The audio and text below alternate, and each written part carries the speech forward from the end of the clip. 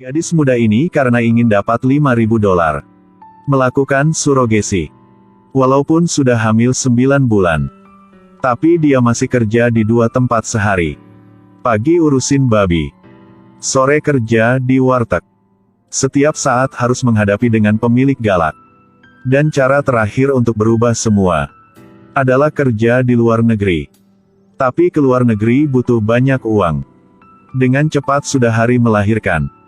Dia dibawa ke ruangan kecil. Di samping ada air. Dan 1 handuk. Dia pertama kali lahiran jadi sakit hingga pingsan. Ketika dia bangun, melihat perut dia udah kempes. Dan saat ini seorang pria kasih tahu dia. Bayi dia sudah mati. Bayi tidak bisa diselamatkan. Mereka kasih $500 buat dia. Dia sangat santai. Ketika pulang ke rumah terus menangis. Dia menangis bukan karena anak meninggal. Tapi hilang kesempatan untuk berubah hidup yang buruk ini. Besok dia mencari ke rumah orang yang bisa bantu dia ke luar negeri. Tapi dia masih kurang $3.000. Ingin orang ini turunkan harga untuknya. Ketika keluarga negeri akan bayar. Tapi orang ini tidak setuju lalu pergi. Dia langsung berlutut mohon padanya. Dan bilang dia sudah capek selama 19 tahun. Tapi pria ini tetap menolak. Setelah gadis ini karena ingin mendapatkan uang. Sudah curi barang di tempat jual babi. Dan jual keluar dengan harga lebih murah. Ketika pulang ke rumah dia melihat.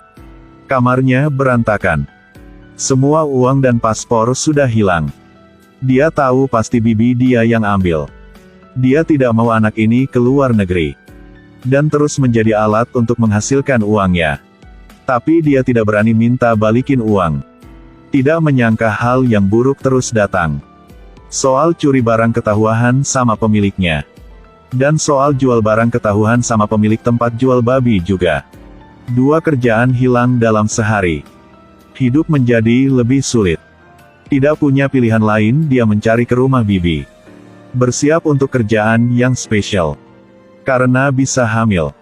Dia angkat kaki ke atas. Dia ingin menghasilkan $5.000 biar bisa kerja di luar negeri. Tapi semua uang dan paspor sudah hilang.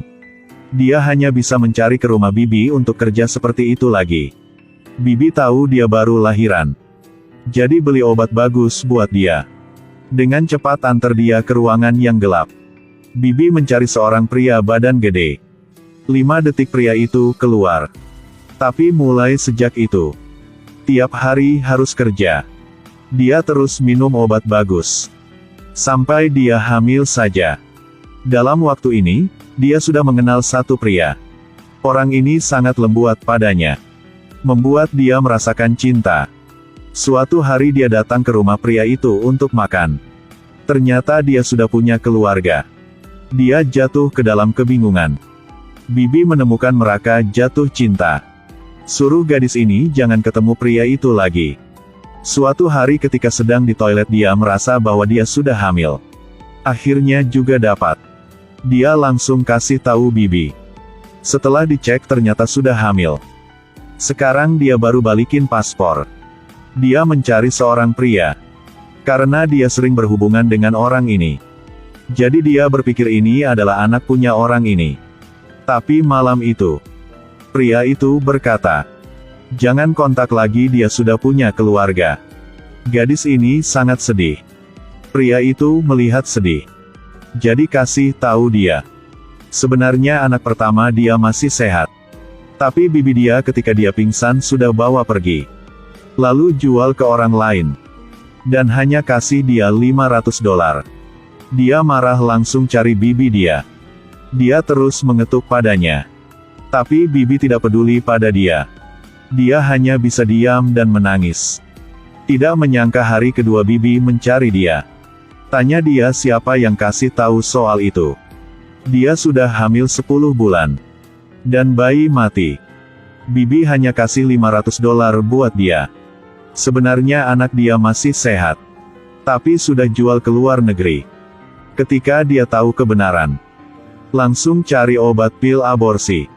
Satu hari bibi mencari dia. Dan bersikap seperti peduli padanya. Apakah Anda berpikir orang ini sudah berubah? Tapi dia ingin tahu siapa yang kasih tahu kepada gadis ini. Jika dia jawab, dia akan dapat $5.000. Dia tidak mau omong.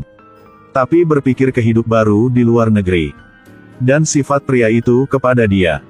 Akhirnya di bawah pesona uang dia sudah kasih tahu. Setelah itu, Bibi kasih uang $5.000. Sekarang dia berjalan di jalan tanpa nyawa. Karena dia berhasil keluar dari kehidupan yang buruk ini. Mencari ke tempat yang dia inginkan selama ini. Suatu hari dia datang untuk pamit sama pria itu. Kedua duduk di kursi, tidak ada yang omong apa. Sekarang gadis ke toilet. Ketika dia balik, melihat dia sedang dipukul. Pasti Bibi yang mencarinya. Dia berbalik dan pergi. Mencari ke rumah orang perantara. Setelah melihat uang sudah cukup. Sudah antar dia. Perantara tidak menipu dia. Dia duduk di mobil untuk keluar negeri. Apakah dia benar bisa keluar negeri? Untuk berubah kehidupan ini. Tidak ada yang tahu di sana adalah surga atau neraka. Detail filmnya sangat bagus.